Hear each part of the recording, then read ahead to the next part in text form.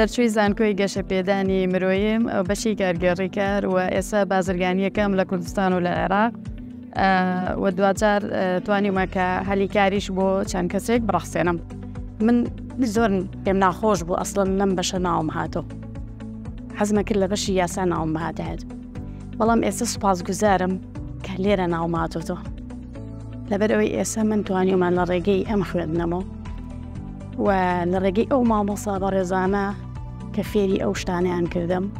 ئێستا توانیمە ببم بە بازرگانێک لە